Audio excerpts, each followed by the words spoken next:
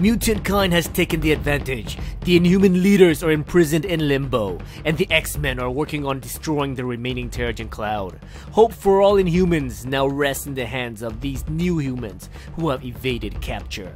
New Human Reader and Mosaic now sets off to infiltrate Muir Island. Meanwhile, the Royal Inhuman family concocts a plan to escape their prison spire. Escape seems impossible, but Medusa identifies that sound, light, and air can pass through their barrier. She instructs Flint to use his powers over the Earth to create an amplifier. Gorgon will use his sonic stomp to break the ground and destroy the shield generator housed at the bottom of the spire. Amplified by Flint's creation, Gorgon releases his sonic stomp which destroys the shield generator.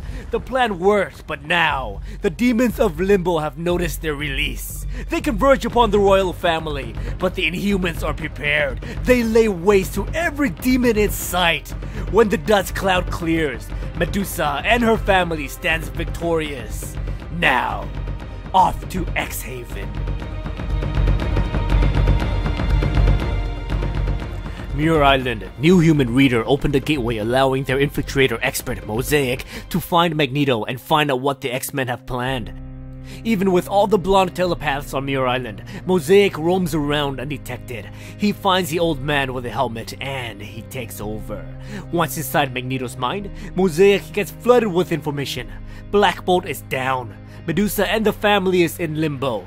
Karnak locked in the world, and the present-day Beast is held captive by his own people. Get out of my head! Time has run out for Mosaic as Magneto reawakens. His control over the body is weakening, so Mosaic excuses himself from the war room. Moments later, Magneto manages to push the intruder out of his mind. The New Human only lets his guard down for just one moment until one of the Stafford sisters notices his presence. Magneto yells out that their base has been compromised by an Inhuman. Seconds later, young Iceman informs the leaders that one of their blackbirds has gone missing. Storm radios into Cerebra to take the bird down, but unfortunately, the stolen vessel has entered stealth mode. Storm can feel her control on this mission loosening. She contacts Colossus inquiring on the status of the Royal Inhuman family.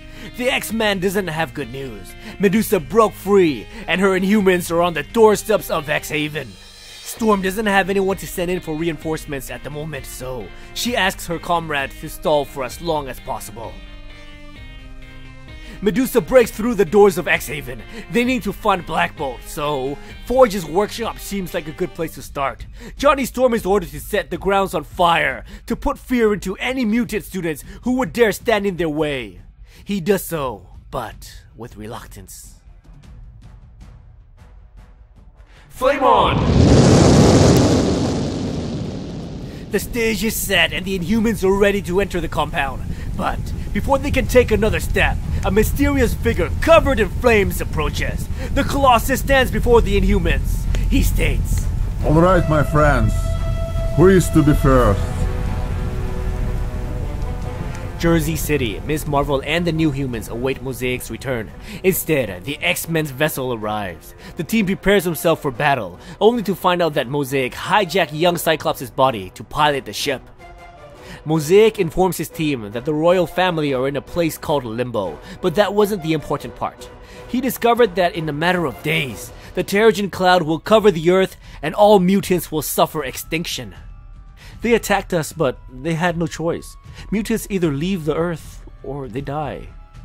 You guys, says Miss Marvel. Who are the good guys?